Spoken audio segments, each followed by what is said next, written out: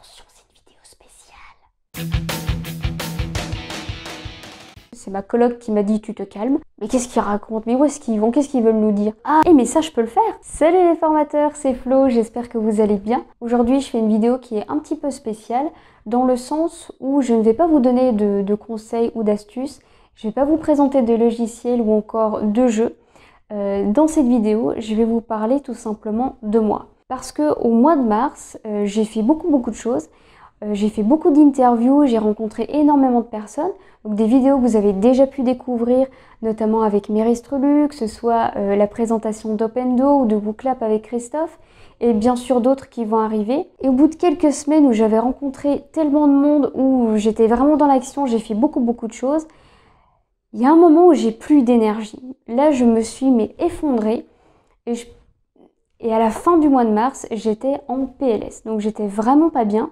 J'en étais à pleurer d'ailleurs dans la journée où je me disais je ne sais plus ce que je fais, je comprends pas ce que je fais et tout devenait compliqué.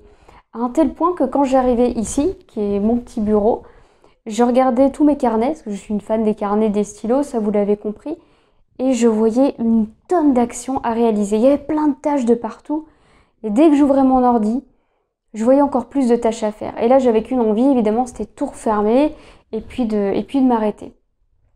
J'avais besoin de vacances, tout simplement.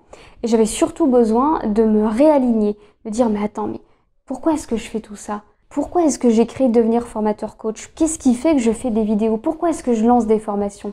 Il y a quoi derrière tout ça? Et en ayant cette réflexion, je me suis rappelée de pourquoi je faisais ça. Et je me suis dit, mais est-ce que vous le savez? Est-ce que vous savez pourquoi est-ce que je fais des vidéos tous les vendredis à 7 h du matin? Pourquoi est-ce que je vous montre comment on utilise tel logiciel? Pourquoi est-ce que je fais la promo de certains logiciels? Pourquoi je vous donne des jeux, des astuces? Pourquoi est-ce que je fais tout ça? Eh bien aujourd'hui, je vais vous l'expliquer. Je vais vous remettre un petit peu de contexte de pourquoi j'ai créé Devenir Formateur Coach. Nous sommes en 2018, ça fait plus de 6 ans que je forme en centre d'appel. Je fais de la formation initiale, de la formation continue et en janvier, je tombe enceinte. Et là, je ne change rien, c'est-à-dire que je suis toujours sur les plateaux, je cours à droite, à gauche, alors je cours littéralement, parce que comme ça je vais plus vite. Je cours dans tous les sens, et puis j'ai une maman experte, puisqu'elle a 5 enfants, qui vient me voir et qui me dit « Florence, calme-toi, ménage-toi, tu ne peux plus continuer à courir comme tu le faisais avant. » Je dis « je m'en fous, c'est pas parce que je suis enceinte que je vais changer ma vie, enfin pas du tout. » Et donc je continue à courir. Sauf que en fait cette maman avait complètement raison. Et le lendemain en fait je me suis retrouvée allongée et à ne plus pouvoir bouger. J'avais été trop loin, j'avais fait beaucoup trop de choses. C'est ma coloc qui m'a dit tu te calmes. Donc je n'ai pas eu le choix en fait que de m'arrêter. J'ai dû rester allongée pendant 15 heures par jour. Je ne pouvais plus courir dans tous les sens. Et ceci pour vous faire comprendre que quand on est dans l'action comme ça, en permanence, qu'on fait plus attention à soi, il y a un moment, le corps, il va nous dire « Stop, ok, je peux plus le faire, je peux plus te suivre. » Donc il faut prendre conscience de ça et se dire « Attends, qu'est-ce que tu essaies de me dire là? Où est-ce qu'on va? Qu'est-ce qui se passe ?» Et en prenant conscience de ça, je me suis allongée évidemment, ce qui m'a permis de mettre en place tout un tas de projets, de suivi d'apprenants, de travail en collaboration avec les managers, comment je peux faire pour intégrer cette fameuse qualité au sein de la productivité, parce que là on a toujours été en guerre, ça a toujours été très compliqué de faire fonctionner les deux. Et au moment de reprendre mon travail quelques mois plus tard, je dis à ma chef, écoute, là j'ai trouvé un truc de fou, j'ai créé tout un programme, fais-moi confiance, laisse-moi une équipe test, je teste pendant 1 mois toutes les actions, tout le programme que j'ai mis en place pour les suivre avec la qualité, avec la productivité, laisse-moi faire. Et elle a eu cette phrase historique, on verra plus tard. On verra plus tard, on verra jamais. Et donc là, en janvier 2019, je suis partie pour créer Devenir Formateur Coach. Alors je l'ai créé tout simplement pour transmettre toute mon expérience, mes astuces, mes connaissances de formateur à ceux qui ne le sont pas encore ou à ceux qui sont en train de le devenir. Parce que je sais à quel point c'est difficile de devenir formateur, de devenir expert, de pouvoir transmettre des connaissances. Qu'est-ce que j'utilise comme modalité pédagogique? Combien de temps dure ma formation? Comment je fais pour me rattraper si le groupe ne suit pas ce que j'avais prévu? Bref, tout ce que j'ai vécu, j'ai voulu le transmettre. Et c'est pour ça qu'au début, j'ai créé une formation de formateur complète pour apprendre vraiment ce métier-là. Et plutôt que d'amener de la théorie, je voulais vraiment aller sur des cas pratiques, qu'on se met tout de suite en situation pour pouvoir savoir comment réagir. Donc, on se met en scène, tout simplement. C'est ça que j'ai voulu faire dans un premier temps. Et j'ai créé mon site internet. Et en avril 2019, donc là, ça y est, ça fait 2 ans que la chaîne existe. Là, j'ai voulu transmettre des vidéos tous les vendredis sur les imprévus qu'on peut avoir en formation. Par exemple, je n'ai pas de vidéoprojecteur, comment je fais pour animer? Je n'ai pas de paperboard, comment je fais pour animer? Et c'est tous des imprévus que j'ai vécus et que j'ai transmis. Alors évidemment, avec le temps, j'ai eu des formateurs qui m'ont dit il s'est passé ça, j'ai pas su trop comment réagir, et donc j'en ai fait des vidéos. Et puis j'ai intégré des jeux pédagogiques, et puis j'ai intégré des bases d'animation, bref, j'ai fait grandir cette chaîne qui est en train de grandir et qui maintenant a 2 ans. Et je me rends compte qu'il y a quand même, je crois qu'il y a plus de 200 vidéos. Vous êtes 1400 maintenant abonnés, ce qui est incroyable.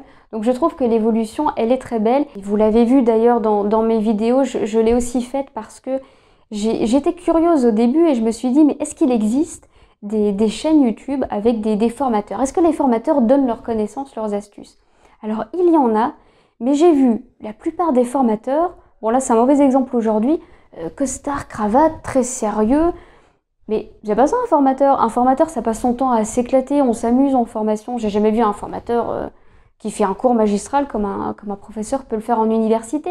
C'est pas comme ça qu'on fonctionne. Nous les formateurs, on est plein de créativité, on est plein de bonne humeur, on emmène tout le monde avec nous. Et surtout, on adore apprendre. Donc j'ai vraiment voulu casser cette image de sérieux et puis apporter vraiment de la fraîcheur dans mes vidéos, ce que je fais aujourd'hui. Et dans mes vidéos, il y a une chose aussi auquel je tiens énormément, c'est la vulgarisation. De vulgariser tous ces concepts. Et là, je vois encore des formateurs qui utilisent tout un jargon technique. Je me dis, mais qu'est-ce qu'ils racontent? Mais pourquoi vous ne nous parlez pas en français, tout simplement? Pourquoi est-ce que vous ne voulez pas transmettre votre connaissance d'une manière plus simple? Faites comme si vous parliez à des enfants de 5 ans pour qu'on puisse comprendre ce que vous racontez. Dites-nous les choses simplement. Pourquoi parler de technique avec des acronymes de fou? Il y a des moments où je vois des acronymes, je me dis, mais qu'est-ce qu'ils racontent? Mais où est-ce qu'ils vont? Qu'est-ce qu'ils veulent nous dire? Parlez simplement. Et c'est exactement ce que je veux faire, moi, vous donner des mots simples. Voilà pourquoi j'ai créé cette chaîne il y a 2 ans. Pourquoi devenir formateur coach? Eh bien, pour transmettre une expérience, pour vous donner de la vulgarisation sur des termes techniques qu'on ne comprend pas. Eh bien, on vulgarise tout ça, parlons-nous simplement. C'est vraiment là où je veux mettre l'accent. Et bien sûr, la valorisation. La valorisation des apprenants. C'est comme ça qu'on évolue. Donc voilà ce que j'ai voulu vous transmettre. J'espère qu'elles vous conviennent, toutes ces vidéos, qu'elles vous sont utiles, parce que c'est vraiment leur but aujourd'hui. Et bien entendu, s'il y a un sujet que vous voulez que j'aborde, n'hésitez pas à m'en parler dans les commentaires juste en dessous. Alors vous allez me dire, mais il y a un trait d'union entre formateur et coach. Pourquoi il y a ce trait d'union? Eh bien parce que pour moi, le métier de formateur coach, c'est un seul métier. On ne peut pas être juste formateur et on ne peut pas juste être coach. Pour moi, ça ne fonctionne pas. L'un ne va pas sans l'autre. Un formateur qui va juste faire une formation de 2 heures et qui prendra plus jamais contact avec ses élèves, il est où l'intérêt de sa formation? Comment il va savoir que sa formation a été utile? Comment il va comprendre l'efficacité de sa formation? Comment il va savoir que les apprenants sont satisfaits et qu'ils appliquent ce qu'ils ont appris? Eh bien, ça ne fonctionne pas si vous ne faites pas de suivi. Et pour moi, c'est là où le coach intervient. Et la même chose pour un coach. On ne peut pas arriver et dire je vais te suivre. Mais attends, mais sur quoi? Il faut qu'on pose des bases, il faut qu'on apprenne des choses, il faut qu'on apprenne aussi à se connaître. Donc pour moi, les deux vont très bien ensemble. Je forme, comme je peux le faire avec vous aussi. Je vous donne des astuces, je vous transmets de l'information. Par contre, derrière, il faut qu'il y ait un suivi. Donc une formation, elle doit toujours aller avec un suivi d'apprenant pour aller vers l'autonomie. C'est comme ça pour moi que ça fonctionne. Donc voilà pourquoi ça s'appelle devenir formateur coach.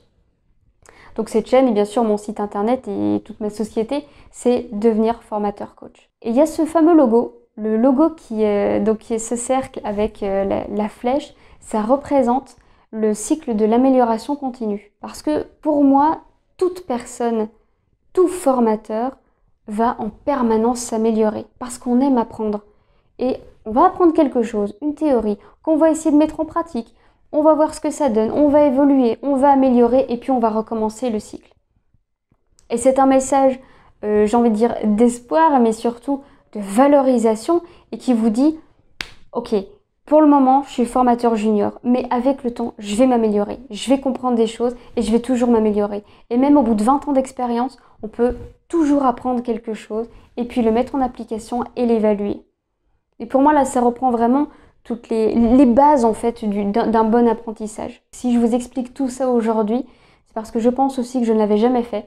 Je vous ai jamais expliqué à un moment donné pourquoi j'ai créé Devenir Formateur Coach, pourquoi j'ai créé une chaîne YouTube, pourquoi il y a un site internet, pourquoi est-ce que je vends des formations, pourquoi est-ce que je fais tout ça. Eh bien, c'est tout simplement pour transmettre mon expérience. Et pour que chaque formateur, peu importe ton expérience, qui puisse se dire « Ah, en fait, il y a telle solution. Ah, mais en fait, il y a ça qui se passe. Eh, mais ça, je peux le faire. » Et du coup, de vous faire progresser. Voilà, il y a vraiment un message de valorisation, de progression que je veux vous transmettre ici. Et comme je vous le disais au début de la vidéo, eh bien, j'ai eu besoin de revenir aux bases de pourquoi j'ai fait tout ça. Et pour vous, eh bien, ça va être la même chose. Les moments où vous vous sentez mal, où vous vous dites « Mais attends, mais pourquoi je suis formateur, moi aussi? Pourquoi je fais ça? Pourquoi je fais ce projet-là? Pourquoi est-ce que je travaille avec telle personne? Pourquoi j'ai tel partenaire ?» Et c'est bien à un moment donné de pouvoir se recentrer sur soi et de se demander pourquoi on fait les choses, mais aussi de retrouver l'alignement qu'on avait.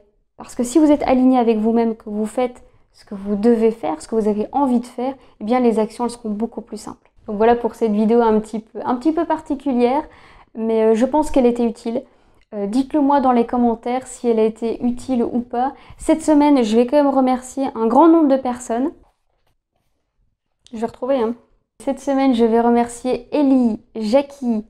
Ah, il n'y a pas Jackie cette fois. Ah, tu vois. Cette semaine, je vais remercier Ellie, Raphaël, Bénédicte, Marie-Lise, Valérie, Monsieur de Carvalho, Anan et Sylvie. Merci pour vos commentaires, merci pour vos likes. Ça me fait toujours très plaisir. Et bien entendu, si la vidéo vous a plu, eh bien, likez, commentez. Et moi, je vous retrouve la semaine prochaine pour une nouvelle vidéo. C'est fini.